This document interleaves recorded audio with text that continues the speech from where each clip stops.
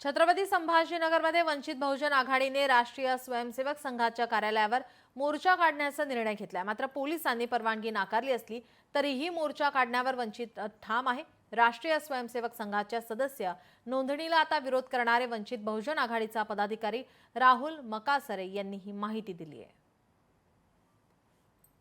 वंचित बहुजन आघाडीने राष्ट्रीय स्वयंसेवक संघाच्या कार्यालयावर मोर्चा काढण्याचा इशारा दिलेला होता आणि उद्या मोर्चा निघतोय। मात्र हा मोर्चा निघण्यामागचं कारण म्हणजे एक व्हिडिओ व्हायरल झाला। त्या व्हिडिओमध्ये एक व्यक्ती राष्ट्रीय स्वयंसेवक संघाच्या सदस्य नोंदणीला विरोध करत होता। तर तो व्यक्ती माझ्यासोबत आहे, म्हणजेच राहुल मकासरे। या ठिकाणी श्रद्धेय बाळासाहेब आंबेडकरांनी डीसीपी साहेबांना काल सांगितलेलं आहे।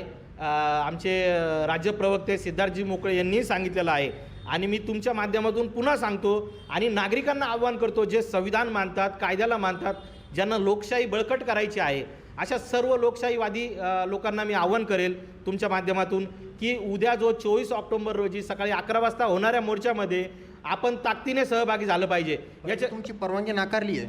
परवानगी नाकारली असू द्या ना, परवानगी कुठं नाकारती आहे मला सांगा। आम्ही जिल्हा अधिकारी कार्यालयावर चाललो आहेत का? आम्ही CP ऑफिसला चाललो आहेत का? एक बिल्डिंग आहे ज्या संस्थेचं रजिस्ट्रेशन नाही आहे, मग या संस्थेच्या कार्यालयावर जाण्यासाठी पोलीस प्रशासन परवानगी नाकारतं काय हा प्रश्न आहे। हा कुठला न्याय आहे? सगळ्यांना समान न्याय दिला पाहिजे। आपण लोकशाहीवादी राज्यामध्ये राहतो, देशामध्ये राहतो, सर्वांना समान न्याय असला पाहिजे। आम्ही परवानगीसाठी रीतसर पत्र दिलं होतं, आम्हाला 168ची त्यांनी नोटीस देखील दिली आहे, परंतु बाळासाहेब आंबेडकर असतील, आम्ही असतो, कार्यकर्ते असतो, आम्ही या भूमिकेवर ठाम आहोत की मोर्चा निघणार म्हणजे निघणार आणि हे विषमतावादी संघटन या देशामधून हद्दपार केल्याशिवाय वंचित बहुजन आघाडी व श्रद्धेय बाळासाहेब आंबेडकर थांबणार नाहीत। या मोर्चाच्या परवानगी नाकारल्यानंतर नेमकं पुढे काय घडतंय हे पाहणं देखील महत्त्वाचं ठरणार आहे। सचिन बडे, लोकशाही मराठी, छत्रपती संभाजीनगर। लोकशाही मराठी ऐका, पहा, जागरूक रहा।